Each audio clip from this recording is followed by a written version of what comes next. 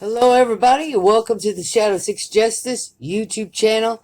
I am the Shadow, and tonight I want to talk to you about the crime flow, the time flow of the crime flow, okay? Now,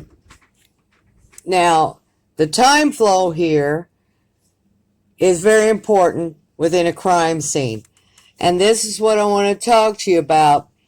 I want to go to the specific timestamp of 3:30 that was listed as the time of death of the murders in the Delphi, Indiana homicide of Abigail Williams and Liberty German. Now, this timestamp of 3:30, that was put out in a text message by David Erskine, who had supposedly seen the coroner's report, and him and his wife both had put out a text message in regards to the timestamp here of 3:30 as the victims were deceased at that time. Now, we also know here now by Robert Ives is talking to a reporter about the crime scene, that the crime scene was weird, and that the bodies were posed. So now this tells us something right here, okay? That the criminal stayed at the crime scene after he committed the murders. And he did this so he could, one, leave certain signatures at the crime scene to his killing, and to get rid of the evidence. Now, he posed the bodies at the crime scene, and he got rid of the evidence, and so now we know that he did this after they were deceased. So now we have a time frame to go off of. We try to estimate here how long it took him to pose the bodies and get rid of the evidence, throw the clothes in the creek, clean up the area, and set it up like he wanted to set it up. Now, there were certain details done certain ways. Now, I'm going to say that it took him about 10 to 15 minutes at least to do what he needed to do at the crime scene, as far as pose the bodies, creating the signatures at the crime scene, and getting rid of the evidence, throwing the clothes away in the creek.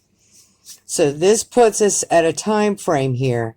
Now, if David Erskine's post is correct of the 3:30 timestamp, that would put him leaving the park between 3:40 and 3:45 p.m.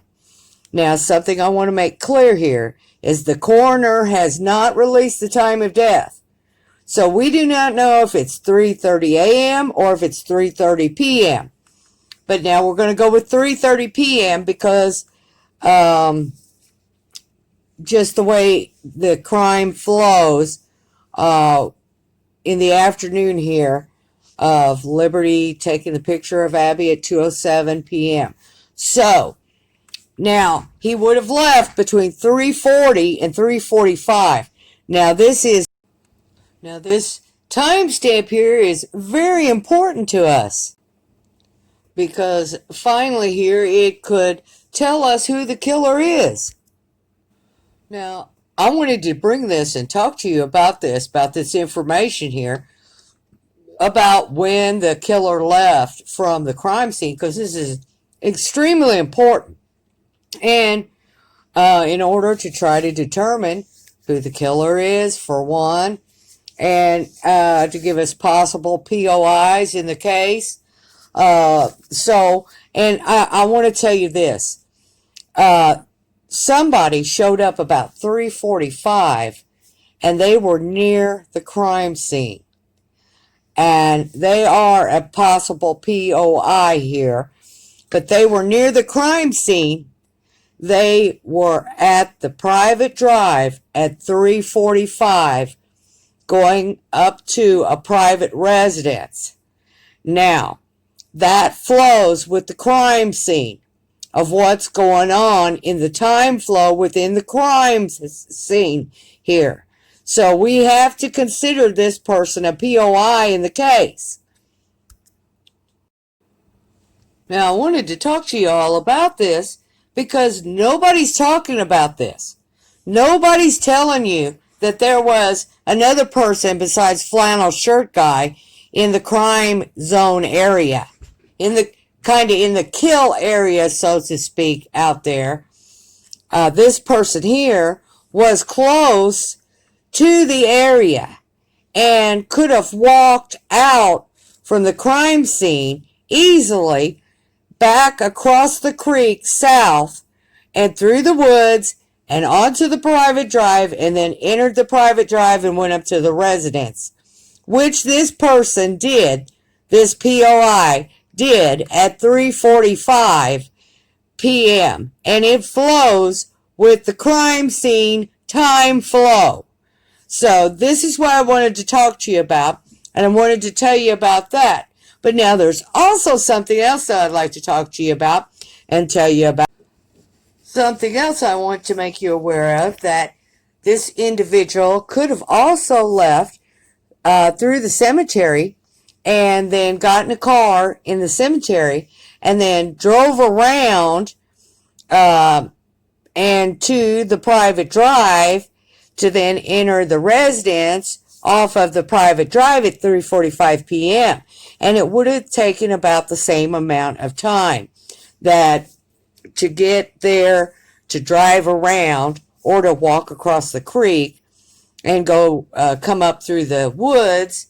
Either way, it would have been about the same amount of time. Now, I wanted to bring you this information because it's very important. And we know here about when the time the killer left the area from the crime scene. And then it's very important that we have somebody here that shows up adjacent to the crime scene, close to the kill zone area at the same time that the killer would have been leaving. So now we have another person that's close to the kill zone area, all right, that was leaving and arriving at the private drive at the same time the killer would have been leaving. I'd like to thank everybody for watching. Like, share, subscribe. I am the Shadow.